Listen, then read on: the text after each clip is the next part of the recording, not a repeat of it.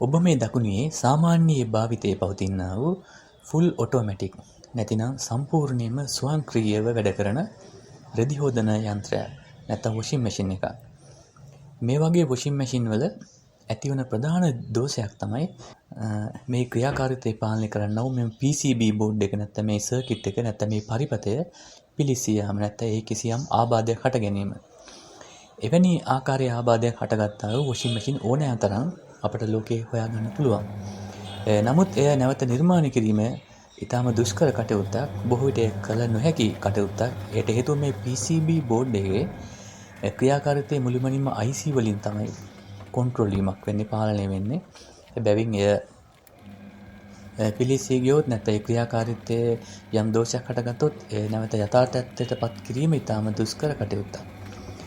මෙවැනි තත්ත්වයට පත් වෙලා තියෙනවා නම් ඔබගේ වොෂින් මැෂින් එකත් එවැනි වොෂින් මැෂින් එක සෙමි ඔටෝමැටික් නැත්නම් අර්ධ ස්වයංක්‍රීය රෙදි හෝදන යන්ත්‍රයක් බවට පත් කරගත හැකි ක්‍රමවේදයක් තමයි ඔබට මේ වීඩියෝෙන් දක්නට ලැබෙන්නේ.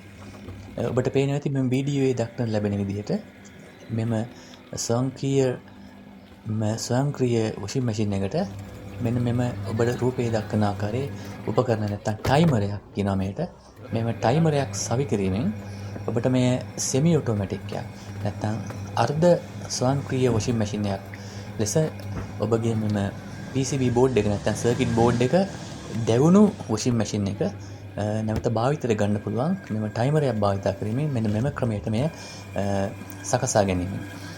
මේ සඳහා ඔබට රුපියල් 5000කට වඩා අඩු මුදලක් තමයි වැය වෙන්නේ. ඉතින් මේකේ තියෙන එක දුර්වලතාවයක් තමයි ඔබට රෙදි වේදීම සඳහා අවශ්‍ය ජලය ඔබ මැනුවලි නැත්නම් ඔබ අතින් එය කරගත යුතුයි. මෙහි ඇති විශේෂ වාසි 3ක් තියෙනවා. වතුර බිල, ලයිට් බිල අඩු කරගන්න මෙම ක්‍රමයෙන් භාවිත පුළුවන්. ඒ වගේම ඔබගේ මෝටරේ කල්පනාත්ම වැඩි කරගන්නත් මෙම ක්‍රමයට පුළුවන්. ඉතින් ඔබටත් අවශ්‍ය නම් ඔබගේ PCB බෝඩ් එක නැත්නම් සර්කිට් බෝඩ් එක පිච්චුණු ස්වයංක්‍රීය වොෂින් මැෂින් එක සෙමි ඔටෝමැටික් රෙදි හෝදන යන්ත්‍රයක් බවට පත් කරගන්න මෙම ටයිමර් සවි කිරීමෙන් තිරයේ දැක්වෙන දුරකථන අංකයට කතා කරන්න.